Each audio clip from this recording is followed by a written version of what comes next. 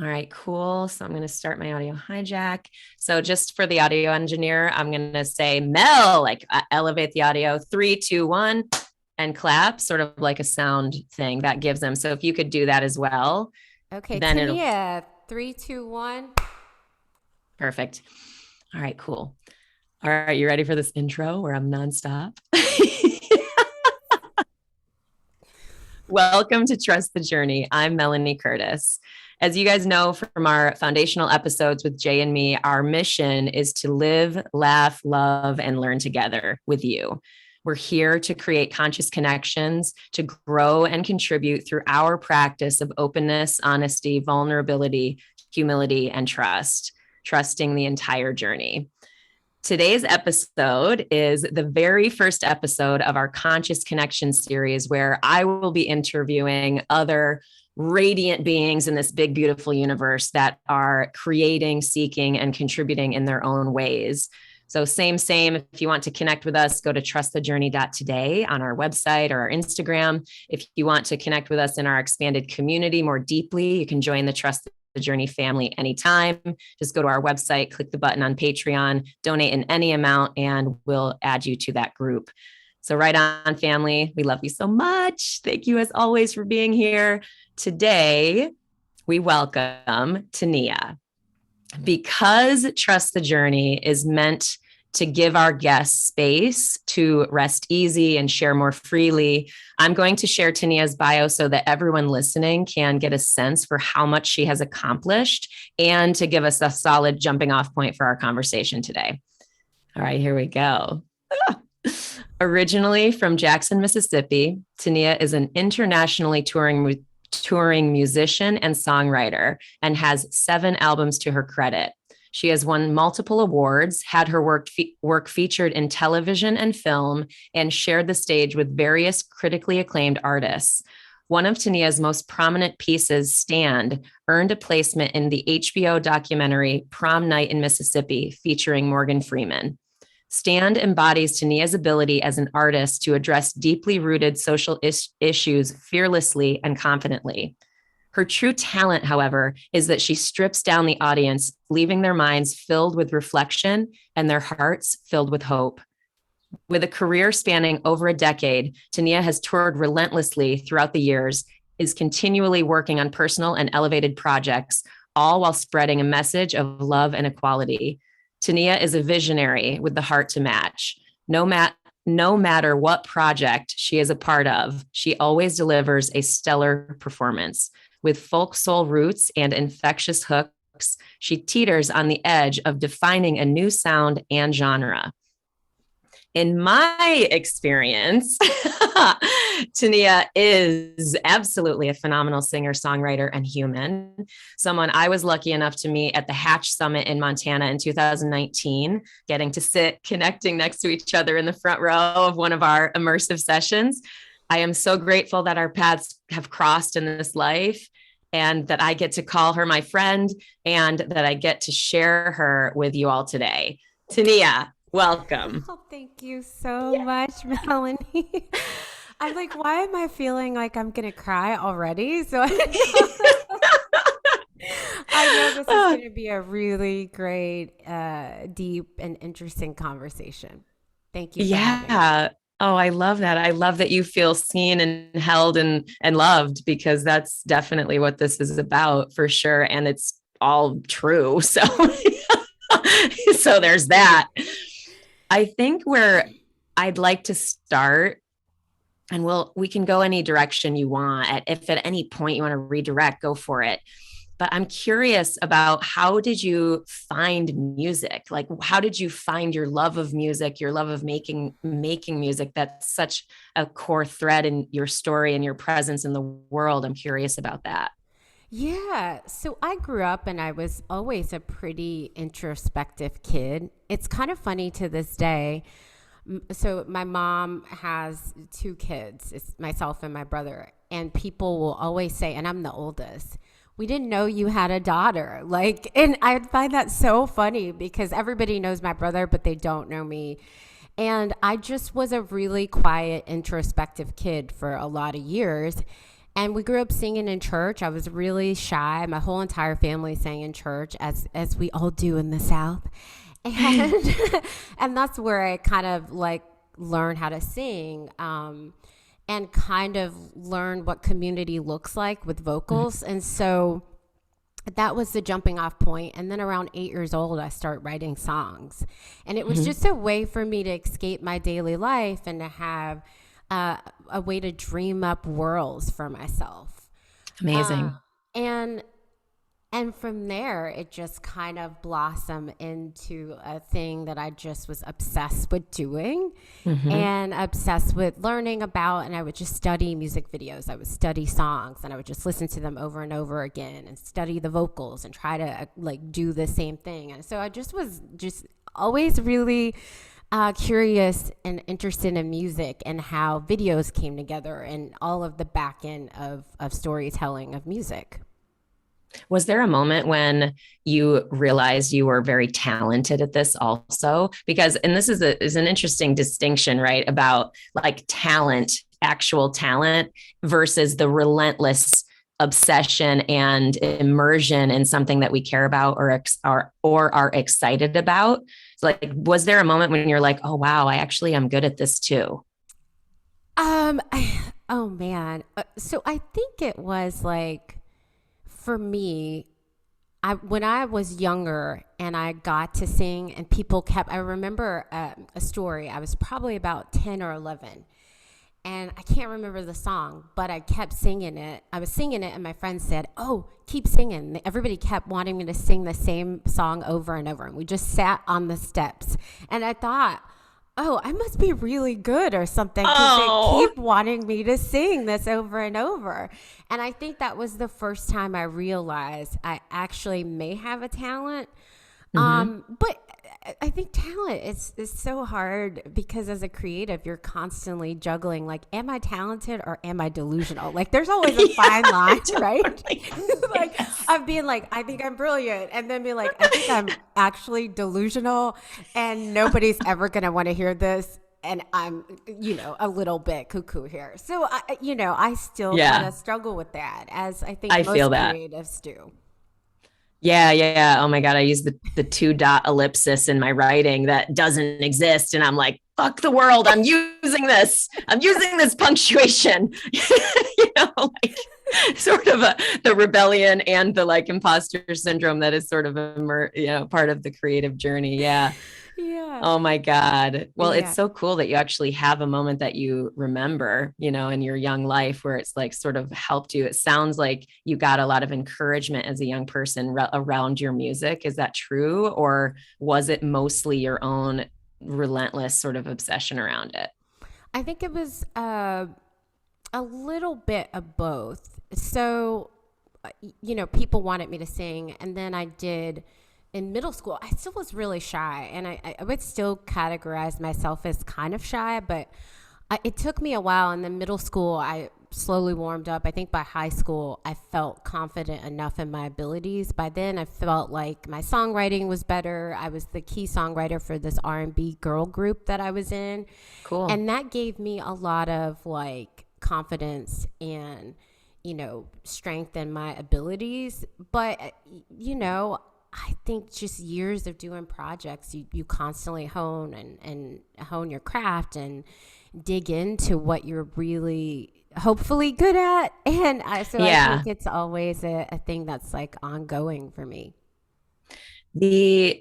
I feel like there's a thread with performers, and totally correct me if you think this is not true. I feel like I've heard this story multiple times. Like I think I read something about Daryl Hannah as an actress and how she is really shy, very introverted, and yet they get up on stage and perform. Like, is that the same? Like you're saying you were a shy person and yet you're standing up in front of people and really showing yourself and connecting to others in that way. What would you say to that? Do you have any thoughts on that as a common thread with performers or no? I'm curious. Yeah, I don't know. Some like I know a lot of musicians that are like highly extroverted, and most people meet me and they think that I'm extremely extroverted because I'm like friendly and I Okay. love people and like talk to people, and everybody thinks like, oh, she's just like really really social. I think throughout the years I've gotten more introverted, but the stage is a very different beast. It's because for me when I'm on stage, I am my full self, right? And so I've Mm, been doing it for a lot of years. And it's like now when I get on stage, I just kind of show up and I'm like, I swear a lot. I tell stories. I interact. Like I just remember I bring people on stage. Like it is very spontaneous but organized at the same time. So it's like fun for me on the stage where I get to be my full self and I have an audience there to kind of feed off of. yeah. Um and it's so fun because when you're really locked in at a show and you have the audience there, it feels like you're creating a whole new like community and universe almost. Like it's like time stops. So it can be kind of addictive for people. I like the stage, but I like leaving it. You know, I like Mm, my day to day life to be very like mhm. introverted and private and all of that stuff.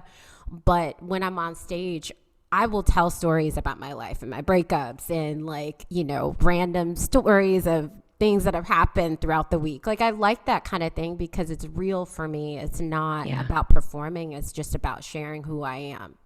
Mm. Oh, that is powerful. I feel like that's where the magnetism actually is derived.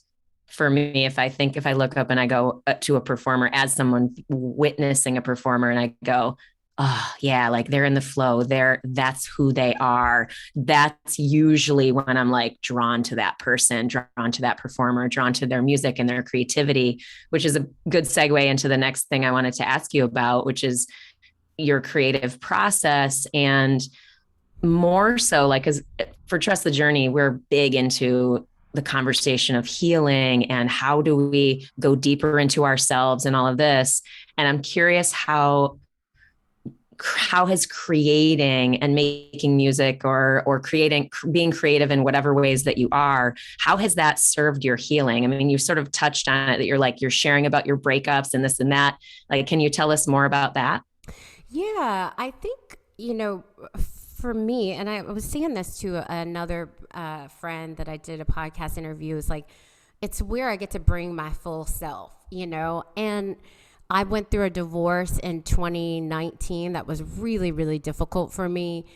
And writing my album Black Empress was so healing because I remember sitting on the couch and I was just sad and crying, and I heard the ink hasn't dried, and I just got up and went to my guitar, and then I wrote the song, one of the songs, Ink, on the album, and it just felt like, oh, if I do this every time I'm sad and really channel it into something that makes me feel better, right? I don't go for these like just grabbing a drink. I don't go for just grabbing like, you know, something else to take me out of this moment. I sit with it and then I process it in words and melodies. And I just found that every time I did that, I discovered a new aspect of myself and I felt better. And so by Mm, the time the record was done, like I could look at it and be so far removed from those emotions of like the sadness and just be like, oh man, I remember when I was there, but I'm like on this whole other side of my healing journey right now. And I think that's the power of art just in general, is when you mm, take those moments that feel so heavy and so big and you channel them into something that is tangible and that feels real for you no matter what anybody else is saying. I think that's where the magic is. And the thing I like struggle with in this kind of day and age of like, let's write a hit and let's do all these shiny fucking things. Like I hate the fucking shiny thing. Like they drive me nuts. Like I could go on a whole right. rant about it. You know, You're it's like like, no. let's just be shiny and pretty and like not talk about stuff, and then like let's make sure we check off these little boxes, right, that we put ourselves in. I've got a song about that as well, but like that drives me nuts because it's not coming from a real place. Anybody that has created anything from real pain knows that you don't think about genres. You don't think about radio. You don't think about anything other than this is so real for me. These emotions are real. This moment is real. And if it's real for me and I can put it on paper and I can put it in a song and with a melody and with music, somebody else is going to connect with that. And I just think that is such the value in healing, you know, if you have a talent that can be helpful with that. Amen. So, God, I had tingles the entire time you were sharing just then. No joke, no joke. I mean it, because it's like the realness of that, the power that we all have to like do that transmuting of pain and going, okay, how is this turning into something that really is a contribution to, yes, myself and my own healing, and to the people that are going to bear witness to the real depth of humanity that I'm sharing. And that's brave. You know, I talk a lot about being brave and all of that, but like, man, the whole skydiving thing, it's obviously a thing, but this idea that it is super brave to go inward and to really look into our darkness, to really feel all of our feelings, to feel our pain, and then to basically, it's not be afraid of it, because we're allowed to be afraid of feeling emotional pain.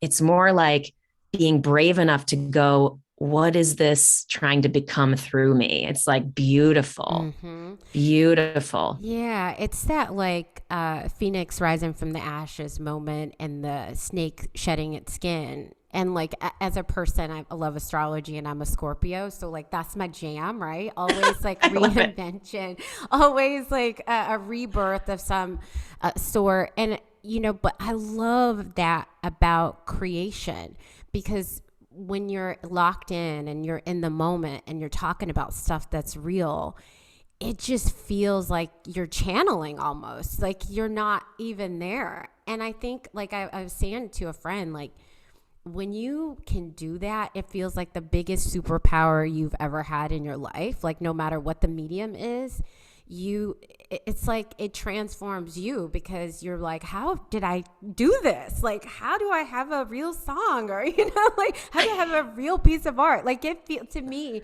even after doing this for 30 years, you know, even like starting writing as a kid and like doing it professionally for a long time, over 14 years at this point, it still is the most like awe-inspiring thing to me. I'm still I feel so fortunate that I get to do music. And I truly mean that. I'm always like, wow, I like get to do this as a job, even when it's hard, you know, like. You're right. Totally. Oh my God, I get to do this as a job. Yeah, totally. I mean, and that's something. And just before we go on to sort of the next section of my curiosity, which is vast, by the way, the fact that you've created 7 albums, that's a lot. That's a humongous body of work. And you sort of briefly touched on it, but like, can you give us some insight into what is it like? What is the path of such a big, significant body of work? Is there anything you can share that would give people insight into what those bigger, longer paths look like, or what they take?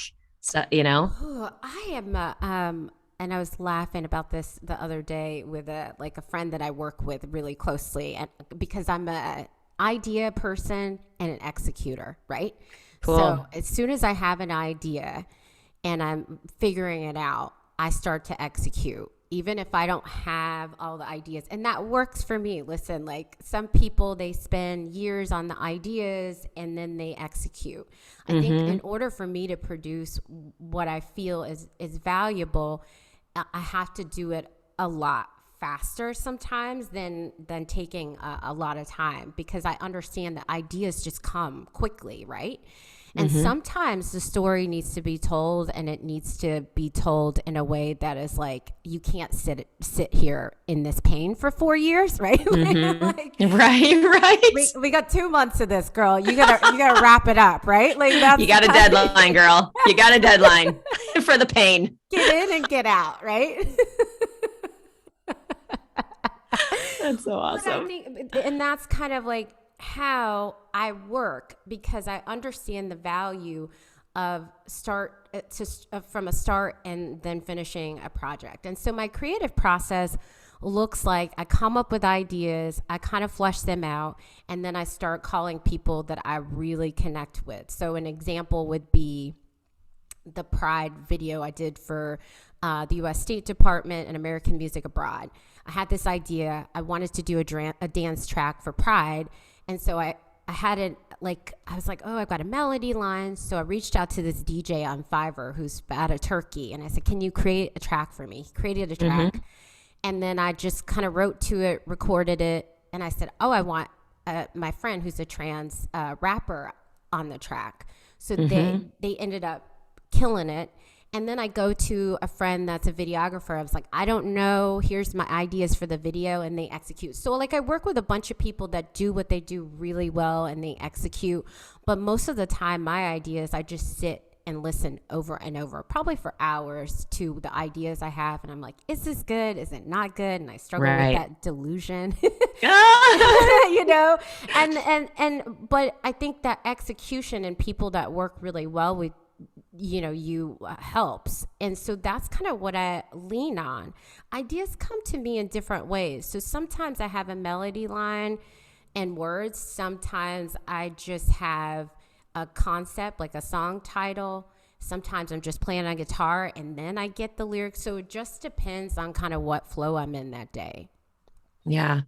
Yeah. Oh, I love it. Mm-hmm. I love it. I think just anytime we can share our stories, share how we do things. Like, clearly you've created a lot, you've done a lot in your life already. You know what I mean? So just to give people a window into your process, they might walk away with a nugget of like, oh yeah, that's kind of what I do. And I do, and feel validated and supported, so that the people who are in their own delusional imposter syndrome or whatever state, they can be like, oh, okay, cool. She's like wildly accomplished. So I can feel a little less nervous about how I'm doing my creative work. I can just keep going. I feel like that's part of why, we would want to talk about stuff like this.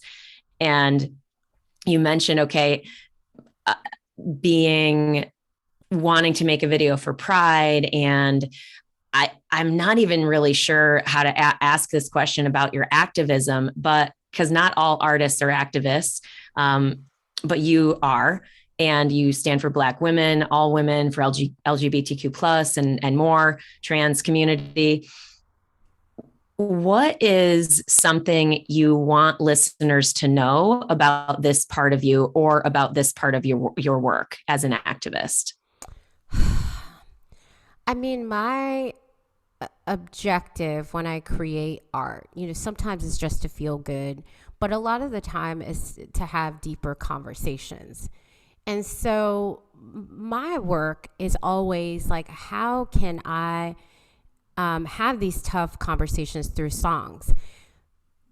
Music disarms people. And I think it's such a beautiful tool to make people reflect, because most of the time they're just getting like the energy from the sound waves, right? It's like, bop, bop, bop, bop, oh, that's cool. And then, the second listen, they'll listen to the lyrics, and then then they'll unpack them. And like, it's a layered process, right? And so my goal is always to, grab people with like a hook or something, right? But in the music aspect, but lyrically, I always want them to reflect. And so I'm never going to be the person that's like, being like, fuck you if you don't stand for trans rights. You know what I mean? Like, right. Like, I would love to do that, but I don't. And that might not be as effective, but we'll see. But it is too. That's like, the line of the podcast, right? By the way. Fuck you if you don't stand for trans rights. It's just I support you. Like a t-shirt, right? Yes. I think we have a thing going here. Yeah. We have a new merch line. Our entrepreneurial ideas are off the charts. Anyway, I digress. Yeah.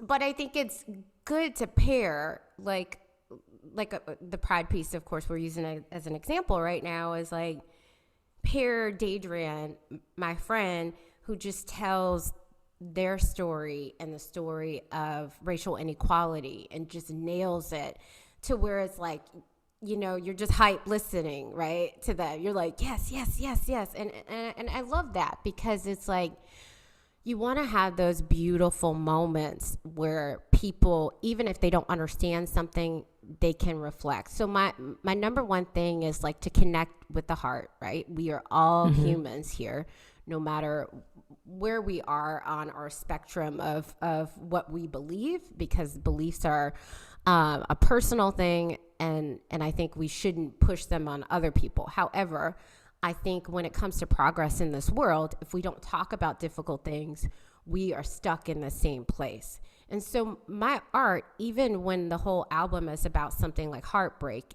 it ends up being about female empowerment, because it's like, how do you pick yourself up? Or it's a universal story. How do you pick yourself up after, you feel like you've been really knocked down and heartbroken and things did not work out as planned?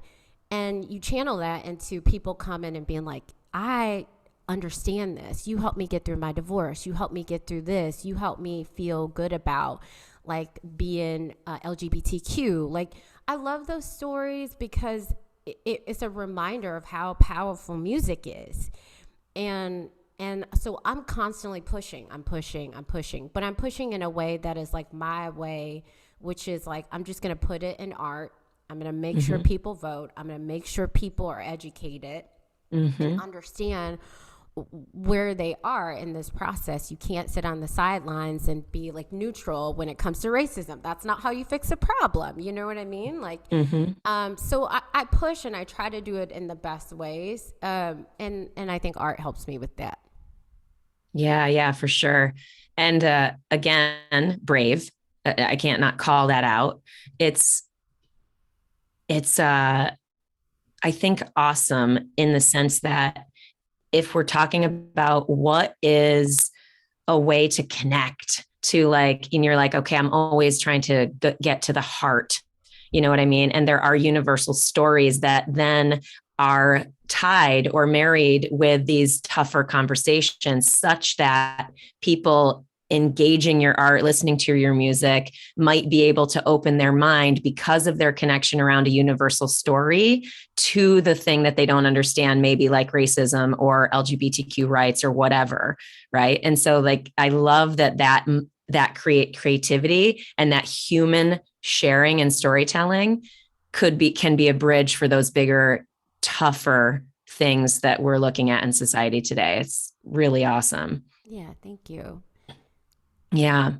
So the next thing that I am curious about, again, million things, is, and you mentioned this also in the sense of the depth of your work and the universal story of moving through heartbreak or challenge or some just bigger life challenge that we might be in, is your spiritual journey, and really wanting to hear more about that, because it's rare. I think that even in interviews, people are asked about their spiritual journey. And I know, that this is a space where we like to ask about that.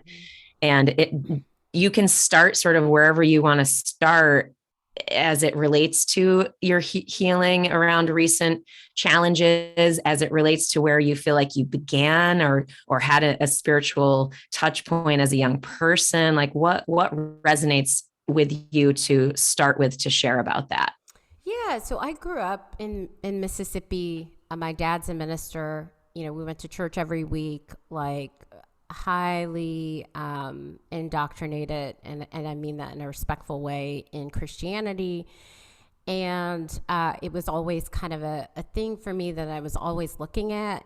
And even as a young person, I just am always a curious person, and I'm not traditional. So my brain does not work. Like when people are like, I just buy a house and get married and have kids, I like don't understand it. Like it just like, like for years, I was like, how does that work? Like this is why we're friends. I know. Like I'm like, I don't understand. I just always remember being like, I want to travel. I want to do other stuff. So that's like how my brain works, which I'm like so happy. This is why we connect. But so it was like questioning. And then I struggle in my younger years. I was just like a bigger partier and really just had some moments. And I think the reflection with prayer was good for me, but I ended up going to a healing arts school in Arizona, and it really shifted my perspective so much because it was all about inward work. So I took meditation classes, I took Reiki, I did hypnotherapy, I did reflexology, and it was like an internal point of like how I could heal myself. And it just changed everything for me in my spiritual journey. And so I think those tools now help me whenever I have a crisis. I don't lean on, like I said, just grabbing for the easy button, right? Like as Glennon Doyle will say. I usually do some form of therapy. So whether it's hypnotherapy, EMDR, meditation, like some kind of spiritual, deep kind of therapy that I feel like is beneficial for me. And that helps me a lot. I think I spend a lot of money on therapy, and people are like, you're always in therapy. I'm like, I know. By design. By design. Like, I don't want to be out here in these streets being, like wilding out, right? So I always have to like pull myself back, and I reflect and I say, okay, what's the form of therapy that's going to get me through this like really tough time? And what's the trauma attached to it? Like, why am I making these decisions in the first place? And so my spiritual practice now, I wake up, I do a meditation every day. I listen to something that's inspiring. I learn something that is different from my day-to-day life. So whether it's, listening to scientists or big thinkers or reading a piece of text, like those are the things that are really interesting for me. And I've found so much value in that. Because it's not about going to a building or a space with other people and reading the text. It's about like, how can I just show up and be a better person for myself, which in turn will help me be a better person for everybody else. And I think meditation does that for me every day. I start my day, I meditate, and, for the most part, it keeps me pretty chill. Yeah. Yeah. Yeah. Well, and I it's an interesting thing. Like for me with my spiritual journey, there was many years when I was like, I had no real concept of spirituality, quote unquote, whatever that means. Having a spiritual practice, I had no clue what that means, what that meant. I was really only in the realm of like, okay, it's church. And then I was like, I don't really buy into that. I'm not feeling that. Like, I don't really get it. Suddenly I'm an atheist. And then I'm like, wait, but no, there's something I feel and I'm crying and I don't understand, so like there's this, I think there's a common story around that growth as into one's quote unquote spirituality and what that means to them and what works for them. And that's a thread that I feel like I hear in all of your sharing around the real and true peaceful and earnest non-judgment with which you show up in the world.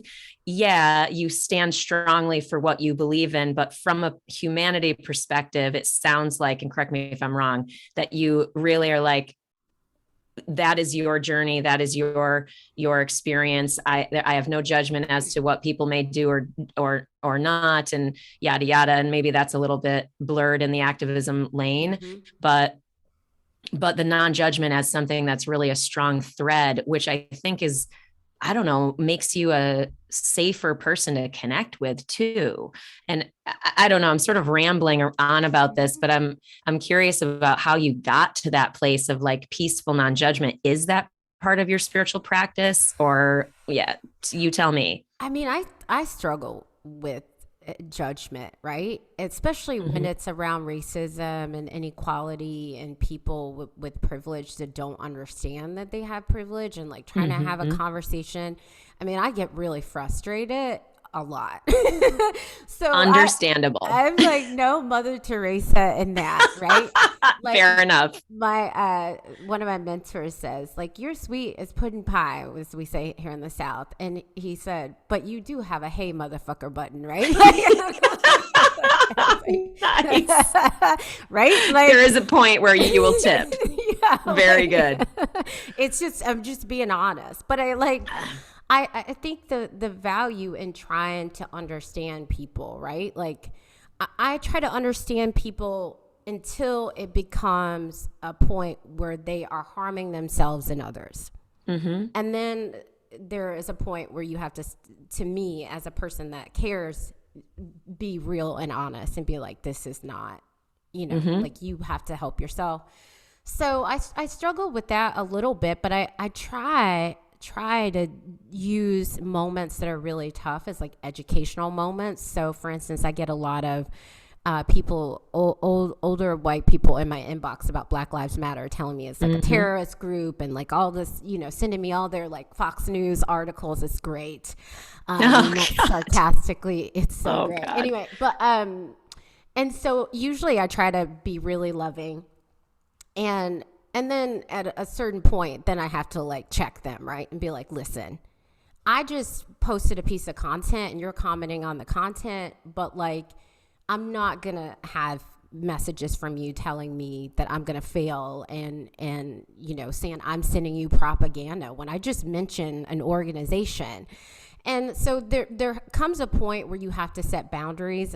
And I think as non-judgmental as I try to be with their voting and what's going on with them, I do have to have a moment where I have to stand up for myself and stand up for others. Like, this is unacceptable to think that it's okay to send a person stuff like that and to tell them that their career is going to fail and all of these things that they've never experienced, right? And so it's very difficult when a person is sitting with a whole lot of privilege and they're trying to tell you why your thoughts and ideas and your support for an organization doesn't matter. Yeah. When you've been on the side of racism and you've seen racial inequality and you've seen sexism and you've seen how it's affect your relationships with people, I think it makes it difficult to back down for me. Yeah, that's understandable. The distinction around having non-judgment and having boundaries, like loving people compassionately from afar as a human, but in every way being boundaried against maybe their actions, their treatment, their beliefs. That's completely understandable and logical. And the only way theoretically we can sustainably create, lead, show up as ourselves, have our energy protected, and all of that. So that sounds completely smart from where I'm sitting. From the perspective of having experiences that other people don't have, is there anything you'd want to share from a story perspective relative to racism or sexism that is something that might help somebody who is not you understand what it's like to be you? I mean, God, there's been so much that's happened in my life around racism, honestly, and it's shown up in a bunch of different ways. But I think the story I'll tell is I went to this community college with my mentor, and we were, at the time, they had this thing called like the Connection, and it was this show choir. And it was like Glee before Glee was Glee, We just, Right. right? Like this is like a long time ago. And so the director gave myself, my younger brother, and a bunch of us from this high school we all went to scholarships. So we were all Black. And then the other kids that were in were white kids. And so the Black guys would be dancing with the white girls and we would just pair up interracially. And the head of the school, the dean, was really upset about that and was like, called them into the office, called us all kind of N-words. You can't have them dancing with the white girls and all of this stuff. And at the time, I had a tongue ring, a nose ring, and like this, I think crazy hair. So I was just I was out there. I was a walking challenge for them, right? So, and I just at the time, I think I was like a little pothead and like a little bohemian, just like walking, gym for them to pick on. And so there was all of these like issues with that. And so the director was like, nope, I'm still going to keep, pairing everybody interracially. And we got harassed a lot at that school, but Wow. we ended up going and like sweeping at all these competitions and pissed off a lot of people because they were like, how dare you have all these black kids in here, and how dare they come in and like kill, steal the show. And it just was like a lot. I mean, we had to work really hard to just be respected. And any time that we did anything that felt out of line, we were profiled. The campus police were always following us. It was just a really, really difficult thing to experience. And the dean ended up going to prison for embezzlement. And Wow. it was a really interesting reflection, because here he is, trying to say that we were all these like criminals and saying all kinds of negative stuff, calling us the N-word. How dare you have those kids here dancing, with the white girls, which is, historically a thing, right? Where it's like white women are the prize, and, how dare black men even look at them, right?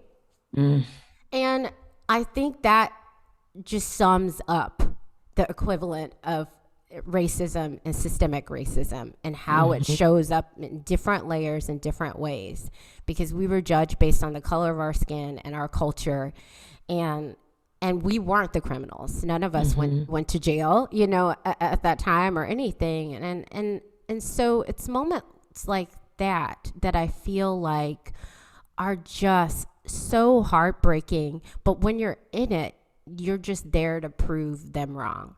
And I think that's how you show up and be an activist, is to constantly show up and prove people wrong that have associated you based on the color of your skin, or, when it comes to homophobia or anything, transphobia, like you're showing up and you are disproving all of the things that they have already, thought about you. Wow. It's powerful. It's like, it's really powerful to hear a story that would never happen to you. You know what I mean? And be like, damn, other people are experiencing that. And one of my favorite quotes around allyship or whatever is, just because it's not happening to you doesn't mean it's not happening. So like this idea of projecting our life experience onto other people and going, oh, it can't be that bad, whatever we might say. And I say we because I've been in that blind space. I'm still certainly working to uncover my own blind spots and all of that, and hope that I'm modeling in terms of allyship around lots of different areas, and also being an activist in the space of women and yada, yada, yada, yada, all that stuff. But thank you for sharing that. I appreciate it. Yeah, you're welcome. Is there anything else you want to share before we move forward? No, I mean, I've got racism stories for days, but we don't have that. Like, Oh, so yeah, let's God. keep moving on. Yeah. Terrible. I You'd be know. like, oh God, girl, that's awful. And real. It's real. If we're in the business of keeping it real, that's real. Mhm. Well, okay, cool. So as always, we could talk for hours and hours and hours on it. And so we could always like do like 18 episodes, but for the sake of this one, we want to ask a series of questions that are in alignment with our core missions, like every episode, and see what answers we get from the people that we have on. And so anyway, we're going to go through this set of questions. It's meant to share from the values of honesty, vulnerability, simple joy, love, learning, growing, and of course, hilarity. I mean, obviously. So here we go. And these don't have to be short form. You can expand. We have plenty of time to expand. So from the honest, vulnerable, like, what is something that's humbled you recently?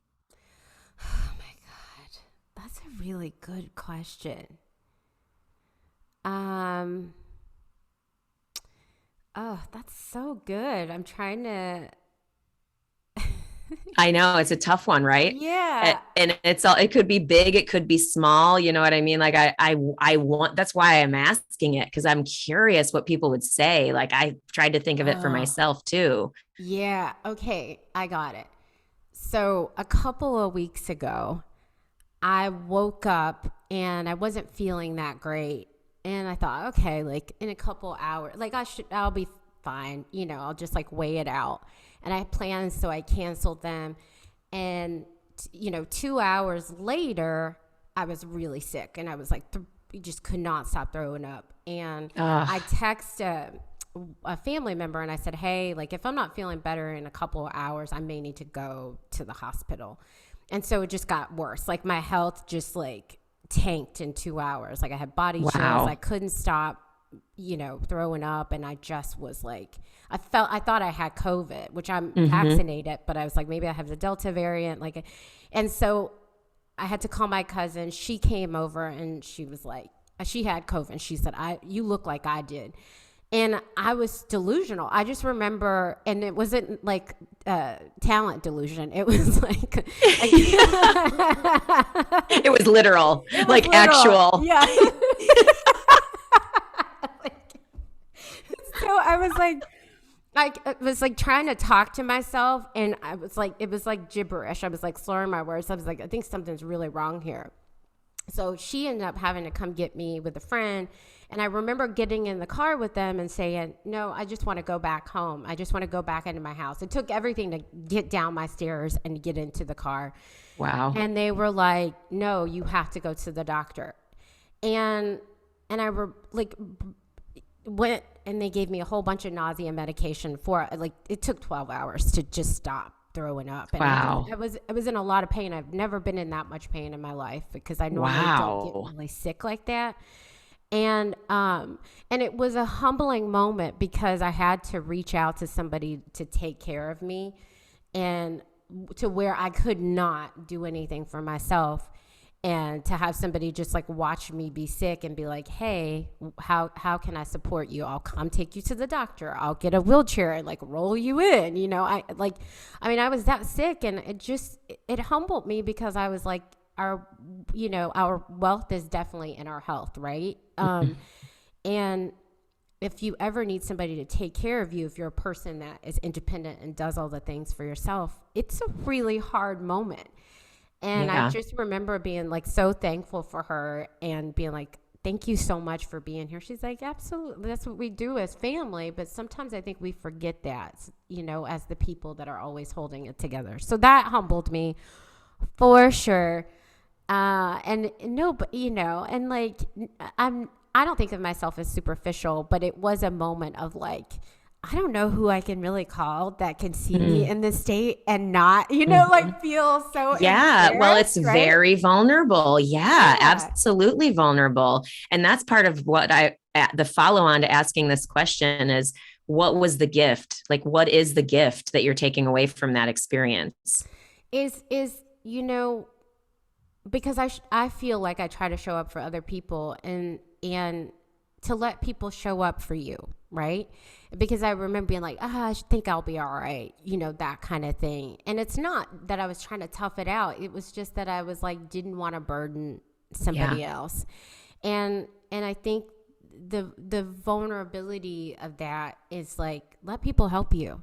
And not just in the ways that you feel comfortable with, but in other ways where you feel like you don't want somebody to see you in that state or judge you, let people show up for you. And I think that was a really big moment for me. Love that. Mm-hmm. Yes. Mm-hmm. I echo that, listeners. Yeah. I echo that, listeners. Family. Oh my God. Okay. So next question is sort of in the realm of joy and love. What is something that you're just loving right now or that brings you simple joy? Ooh, that's a good question. Oh, and to go back, I did not have COVID, just FYI. Oh yeah. Oh good. Yeah. I did. It was like a stomach bug or something. So oh my God. All it was, but like well, good. I feel like it took me out. So just FYI. So people were like, what happened? Cool. It wasn't COVID. Yeah. I recovered. Cool. So you said, what is something that's bringing me joy? Yeah. Like what's something you're just loving right now or something that brings you simple joy? Oh man. I think listening to music, I'm obsessed with this artist. His name is Gabriel Gorzone Montano. I think I'm saying that right. Nicknamed GGM. And his album Aguita, it was like life-changing for me because I listened to it and I've had it for I think like a year and I still cry every time I hear it. Like there's certain songs. And I just think of how powerful music is. It makes you think about falling in love. It makes you think about, death and rebirth. It makes you think about like just your purpose in life. And so music brings me a lot of joy. I think for a lot of years I did music and I would listen to music, but I wasn't invested in listening to music. And over the last few years, it's just brought me a lot of healing myself. Sometimes when you're giving all the time, it's hard to just like take a moment and receive. And so I've been receiving music, and that's been great and joyful. Ah, Yeah. love that. The reminder to receive. Oh my Mm-hmm. God. I love these questions. I'm Mm-hmm. definitely asking them to everyone who Yes. comes on the show. Killer questions. I'm like, okay, cool. All right, next one. What's something that you've learned recently or something that you want to learn? There's so much I want to learn. I feel like I every know. day I'm like I don't have enough time. I just wish that I had the time to just learn in the as much as possible. But I think I want to learn a new language. That's the biggest thing for me. So that and possibly like learning different dances, and Oh, so cool. because I love the aspect of movement. And Yeah. I love dancing. I'm not a dancer. I think if that was like a second thing that I could do in my life, it would be to be a dancer, I do And, know. and like, Again, yeah, oh, good. Okay, cool. yeah. Yes. I'm like definitely not a dancer, but love dance. Like love it. Yeah. Yeah. Yeah. And so that brings me, like, I would really love to do that and to learn a different language. Why do you want to learn a different language?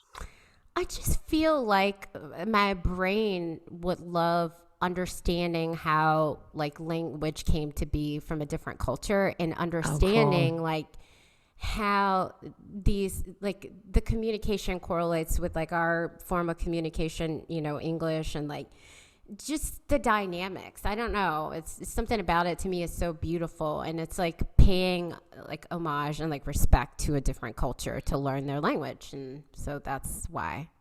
Yeah, yeah. And honestly, when I ask a why question, it's certainly from a curious place, as we've witnessed the entire time today. But like sometimes the curiosity is enough where you're Mm-hmm. like, I'm not really sure yet, but I'm Yeah. curious enough to want to learn a new language. And like Elizabeth Gilbert talks a lot about that, about following our curiosities, because we have this big thing about what's our purpose and Mm-hmm. blah, all these big giant concepts that can be so stunting and Mm-hmm. so almost like a barrier. If you're like, I don't fucking know what my purpose in life Yeah. is, Jesus Christ, like, come on. And so, like, the idea of, like, okay, cool, that's a very common place to be. Even just curiosities, following little trajectories of our curiosity can take us places we wouldn't expect. It might not turn into anything big, but it might. So Mm-hmm. it's like being that openness of being willing to learn and grow in directions and bring that non-judgment to that also. That's why I love that. You're like, I want to learn a new language. I'm like, oh, Mm-hmm. cool, neat, interesting. you Yeah. know Yeah. Yeah. And Elizabeth Gilbert, what a oh my God. incredible human. I just love her. Oh She's my God. so Yeah, I forgot that you worked with her. She's one of I my did. core mentors. I love her so much. Like she's my number one mentor as a writer. Mm-hmm. Why I share as vulnerably as I do is because Mm-hmm. of her. That's Yeah. amazing. Yeah. It's Oh, beautiful. that's Ah, I so love that. cool. All Yeah. right. Okay. So let's keep rolling. All right. I don't know if this is going to be easy to answer or hard for people, but what was the last thing or something that made you really belly laugh? It's like, I mean, I'm like, maybe it'll be easy to Uh, remember, maybe not. Man, I'll have to think about that. I know it's tough. Yeah, and because I'm like, I don't know. Because I laugh at stuff that's like totally inappropriate, and then, um, so I have my little niece here, recently. I had her for a few days, and she is one of the joys in my life. I love that kid so much. She's so funny. And I think like just she loves music.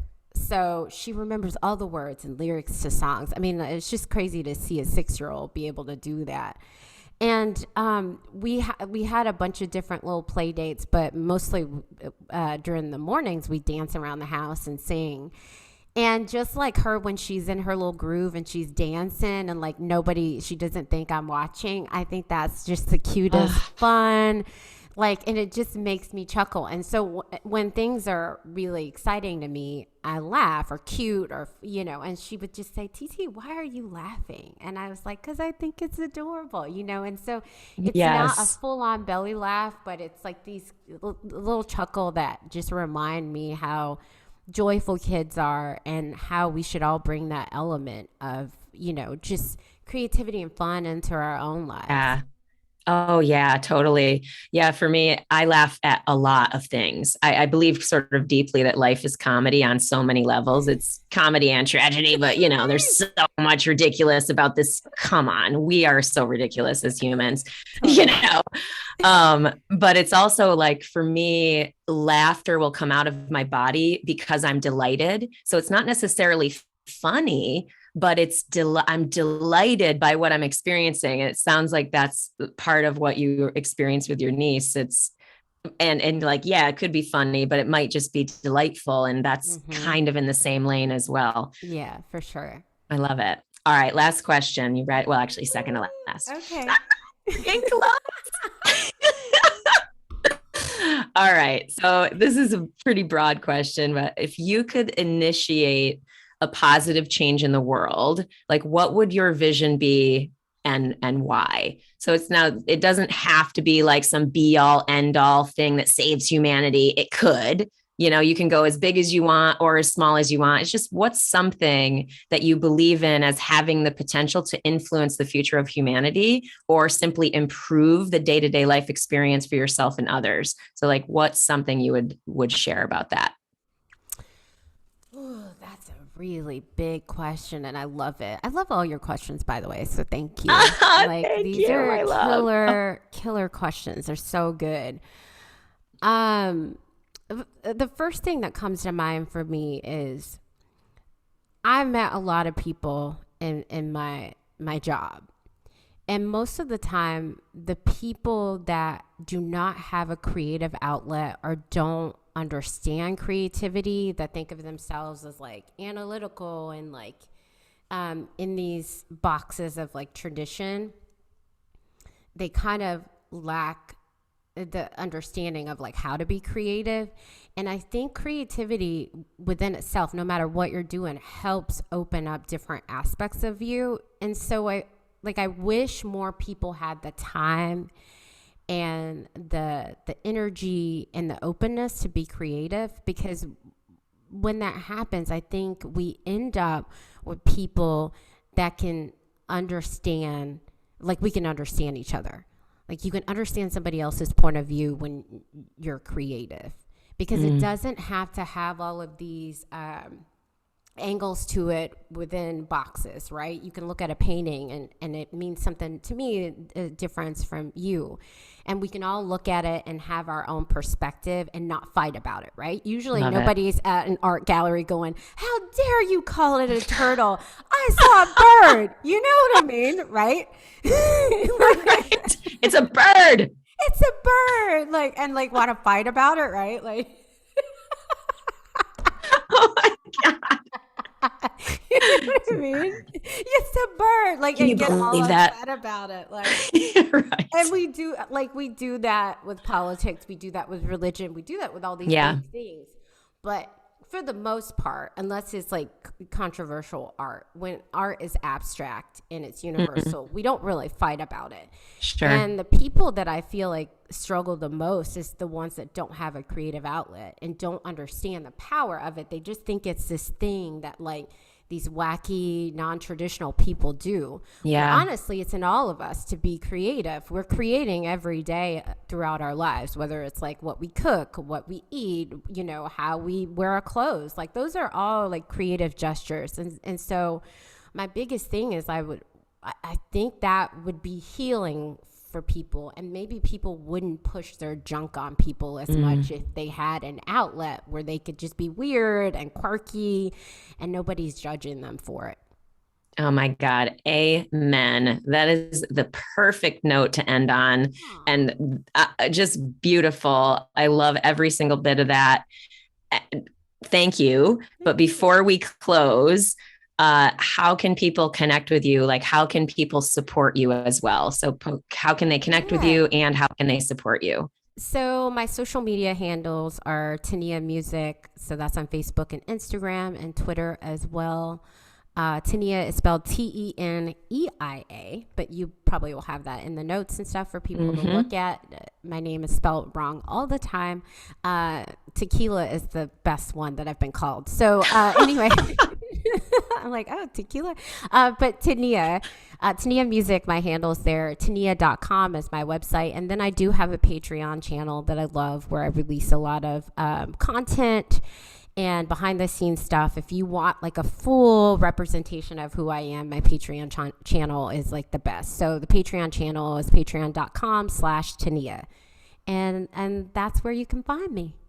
And I am a Tania patron myself. So Thank I have you. the intel and I know all the behind the scenes projects that are happening.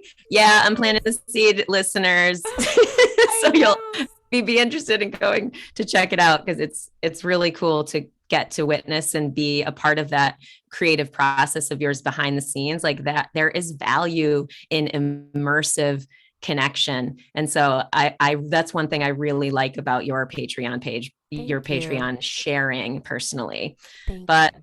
oh, sister, thank you so much for being here. I love you so much. You're so generous with your sharing. I just, yeah, everybody who's listening, please follow Tania. Go check her out. She's amazing.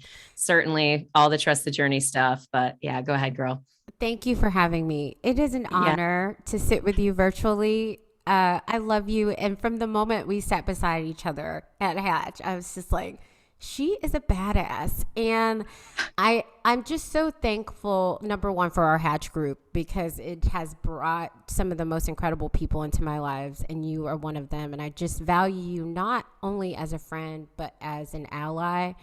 And that those are big shoes to fill, and I respect you so much for all the work you do. So thank you for having me. Okay, we're gonna cry at the beginning. I'm gonna Okay. cry at the end. I think we've done a successful episode. Everybody listening, thank you as always for being here. We love you too. Thank you, thank you, thank Thank you. you. All the online stuff, you know the deal. We'll see you next time. Awesome.